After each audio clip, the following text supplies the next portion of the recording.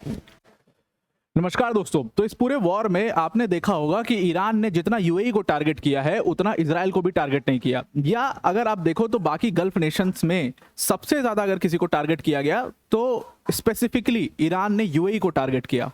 अब ये एक बहुत बड़ा सवाल था कि आखिर ईरान बार बार यूएई को टारगेट क्यों कर रहा था, what is the game behind that, और यूएस इतना वेलकम क्यों कर रहा था उस चीज को। यूएस उसके ऊपर बहुत ज्यादा कुछ अपनी नाराजगी नहीं जता रहा था, ऐसा क्या रीजन था। वहीं हमने सऊदी अरेबिया के ऊपर स्ट्राइक देखा, यूएस बिलबिला गया। वहीं हमने दूसरे देशों के ऊपर स्ट्राइक्स देखा, यूएस बिलबिला गया। लेकिन यूएई को टारगेट जब ईरान कर रहा था तो it was a very welcomed move. Exactly हुआ क्या था, अब वॉल स्ट्रीट जर्नल की एक रिपोर्ट है जो कि क्लेम करती है कि जितना टारगेट ईरान ने यूएई को किया है उतना ही इस पूरे कॉन्फ्लिक्ट के अंदर यूएई ने भी ईरान को टारगेट किया है। ऑल्दो ईरान ने शुरू में यूएई का नाम नहीं लिया, बट अब वॉल स्ट्रीट जर्नल की रिपोर्ट का मानना है कि यूएई ने सबसे ज़्यादा टारगेट ईरान को किया और सबसे ज़्यादा रिटेलिएशन किया, और उन्होंने जो अपनी एलीट मिलिट्री स्ट्रेंथ है वो इस पूरे कॉन्फ्लिक्ट के अंदर दिखाई है। इसको हम डिटेल में डिस्कस करते हैं, पर वीडियो में आगे जाने से पहले एक बड़ी अनाउंसमेंट है अनअकैडमी टीम की तरफ से कि अगर आप यूपीएससी सीएससी की प्रिपरेशन कर रहे हो तो Unacademy is your one stop solution. Unacademy ने अपना फाउंडेशन बैच लॉन्च कर दिया है जिसमें जीएस सीसैट टेस्ट सीरीज सारा कुछ कवर कराया जाएगा। ये फाउंडेशन बैच का कॉस्ट सिर्फ 22,999 है 12 मंथ्स के लिए। इसको आप ज्वाइन कर सकते हो। इसमें इंडिया के टॉप एजुकेटर्स जैसे मृणाल सर, प्रतीक सर, सुदर्शन सर जैसे एजुकेटर्स यहाँ पर आपको इस बैच के अंदर पढ़ा रहे होंगे। लिंक इसका हमने डिस्क्रिप्शन में दे दिया है, इस पर क्लिक करके आप इसको ज्वाइन कर सकते हैं और आप इसमें मेरा कोड इस्तेमाल कर सकते हैं, दैट इज APYT10। इस कोड को इस्तेमाल करके आप इसको अवेल कर सकते हैं। Now coming back to the topic, अब आप देखो कि ईरान ने लगातार यूएई को इस पूरे वॉर में टारगेट किया और वॉल स्ट्रीट जर्नल का मानना है कि यूएई ने भी उतना ही ईरान को टारगेट किया है। हालांकि बार बार ये कहा जा रहा था कि यूएई डिफेंसिव है, लेकिन उन्होंने इसमें तगड़ा रिटेलिएशन किया और ईरान का अच्छा खासा नुकसान भी किया है, ऐसा वॉल स्ट्रीट जर्नल का मानना है।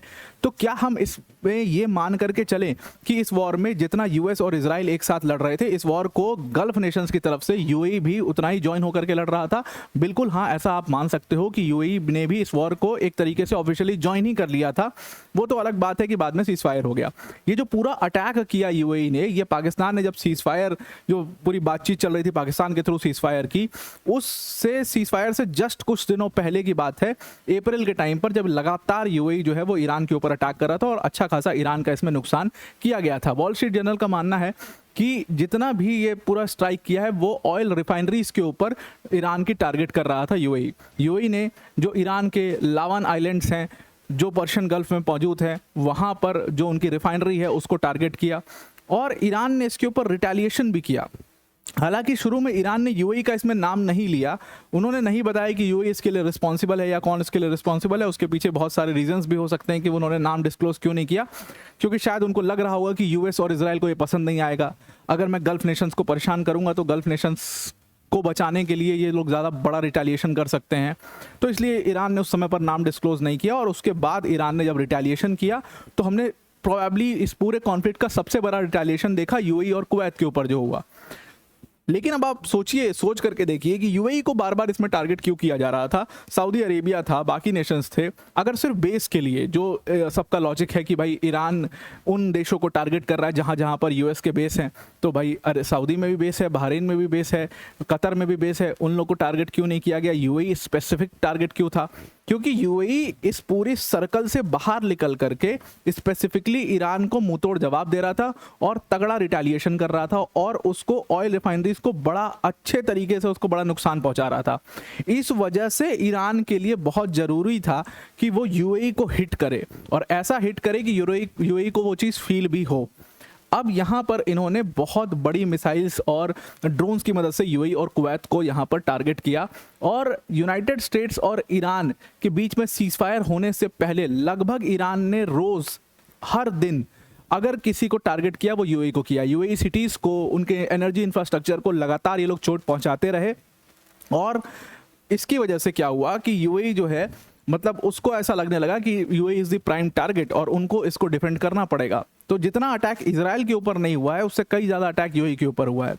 अब यूएई की इकोनॉमी का एक बहुत बड़ा हिस्सा है उनका टूरिज़्म। वो टूरिज़्म इसकी वजह से बहुत ज़्यादा हिट हुआ, टूरिज़्म बहुत ज़्यादा अफेक्ट हुआ, जिसकी वजह से यूएई को लॉस होना शुरू हुआ। और यूएस अगर इससे देखो आप, तो यूएस कोई बहुत ज़्यादा इससे नाखुश भी नहीं था। यूएस तो चाह रहा था कि जब ईरान टारगेट करे इन गल्फ स्टेट्स को, तो ये गल्फ स्टेट्स का रिटेलिएशन करने जाएं, और उसका रिटेलिएशन करें तो ऑफिशियली ये लोग वॉर को ज्वाइन करें। इससे यूएस आराम से बैकफुट पर चला जाता, और ये पूरा वॉर है, it will turn out into the gulf versus the Iran.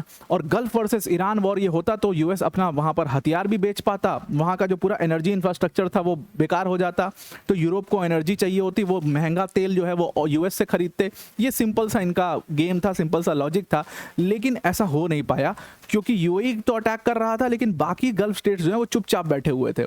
वो बिल्कुल इस चीज़ को समझ रहे थे कि ये लोग गड़बड़ कर रहे हैं कुछ। और दूसरी इंपॉर्टेंट बात इसमें ये थी कि तभी जब तक जैसे ये सारी चीज़ें होती, तो उसके बाद सीज फायर हो गया, अभी 2-3 दिन बाद ही उसके सीज फायर हो गया, तो ये सारा मामला वहीं पर रुक गया और ट्रंप और ज़्यादा उलझ के रह गए। शायद उनको सीज फायर नहीं करना चाहिए था, तो वो अपने इस मंसूबे में शायद कामयाब हो भी जाते और गल्फ स्टेट्स ज्वाइन भी कर लेते। इसीलिए बहुत सारे एनालिस्ट ने उस समय बोला था कि ट्रंप से एक बहुत बड़ी मिस्टेक हुई है, बहुत फंडामेंटल प्रॉब्लम ट्रंप ने यहाँ पर क्रिएट कर दी है कि बिना ऑब्जेक्टिव को कंप्लीट किए वो उन्होंने वॉर शुरू किया और सीज फायर कर लिया उसमें। अब वो खुद फ्रंट पर आ गए हैं, बाकी सब लोग बैकफुट पर जा चुके हैं, और ये बैकफुट पर जाने से ट्रंप को सबसे ज़्यादा नुकसान हुआ है। अब अगर आप इस पूरे रीजन में मिलिट्री स्ट्रेंथ में देखो तो यूएई की सबसे एलीट मिलिट्री मानी जाती है, क्योंकि उनके पास फ्रेंच मिराज जेट्स हैं, यूएस की F-16s हैं, और इनकी मदद से उन्होंने ईरान को अच्छा खासा यहाँ पर बहुत अच्छा खासा इन्होंने यहाँ पर ईरान को नुकसान पहुँचाया है। यूएई को भी अपना नुकसान पहुंचा। अगर आप देखो तो इस समय पर बहुत भयंकर जो फायरिंग है वो चल रही है रियल एस्टेट कंपनीज के अंदर। तो यूएई में टूरिज्म इंडस्ट्री बहुत तगड़ा चलती है और रियल एस्टेट सेक्टर्स बहुत तगड़ा चलते हैं, दोनों बहुत भयंकर, दोनों को हिट हुआ है और खूब यहाँ से लोगों को निकाला जा रहा है। तो इस पूरे वॉर ने एक तरीके से जो मतलब शायद अमेरिकन बिजनेसमैन्स जो अमेरिकन वॉर कंपनीज हैं जो चाहती हैं, वो हो चुका है कि ये पूरा रीजन बहुत ज़्यादा अनस्टेबल हो गया। इसकी वजह से बहुत ज़्यादा इंस्टेबिलिटी यहाँ पर इस रीजन में देखने को मिल रही है। अब यहाँ पर यूएई ने तो ये भी यहाँ तक कहा था कि भाई हम एक इंटरनेशनल या मल्टीनेशनल नेवल फोर्स बनाते हैं और शिप्स को स्ट्रेट ऑफ हॉर्मुज से एक्सकॉर्ट करते हैं, हमें किसी और की क्यों ज़रूरत है, हम अपनी एक मल्टीनेशनल नेवल फोर्स बनाते हैं। हालांकि बाकी गल्फ स्टेट्स में तैयार उसके लिए नहीं हुए। तो एक देश ऐसा है जिसने सीधा ईरान को टेक ऑन किया है, दैट इज़ यूएई, और इसीलिए ईरान ने यूएई को बार बार टारगेट किया। और अब जिस तरीके से ईरान से तलखियां जब यूएई की बहुत ज़्यादा बढ़ी इस पूरे वॉर में, तो इजराइल जो है वो यूएई के काफ़ी क्लोज आ चुका है। और इसीलिए आप देखिए कि इजराइल और यूएई की सिक्योरिटी कोऑपरेशन इतना बढ़ चुका है कि इजराइल ने अपना जो आयरन डोम एयर डिफेंस सिस्टम है उसको यूएई में डिप्लॉय कर दिया, which shows the UAE and Israeli cooperation. और ये चीज़ सऊदी अरेबिया को भी बहुत ज़्यादा चुभने वाली है, चुभ ही रही है ऑब्वियसली, और ईरान को तो वो प्रॉब्लम है ही, ईरान को तो चुभ ही रही है, लेकिन सऊदी अरेबिया के लिए भी एक बहुत नई मुसीबत यूएई बन करके यहाँ पर सामने खड़ा हो रहा है। और इसीलिए आपने देखा कि वो जीसीसी को क्रिटिसाइज करना, वो ओपेक को छोड़ देना, ये सब इसीलिए यूएई कर रहा है बिकॉज उनकी कॉपरेशन यहाँ पर बहुत ज़्यादा बढ़ती जा रही है, जो कि भारत के लिए भी एक बहुत अच्छी बात है कि ये ट्राईलेटरल कुछ टाइप का सिक्योरिटी कॉपरेशन जो ये आ रहे हैं बायलेटरल सिक्योरिटी कॉपरेशन में इजराइल के साथ, ये भारत जोड़ करके ये बहुत अच्छा एक हमारा एक्सिस टाइप का बन सकता है यूएई को लेकर के, और ये भारत को एक बहुत अच्छा एंट्री पॉइंट दे सकता है वेस्ट एशिया के अंदर में। तो आपको ये पूरा आर्टिकल समझ में आ गया होगा।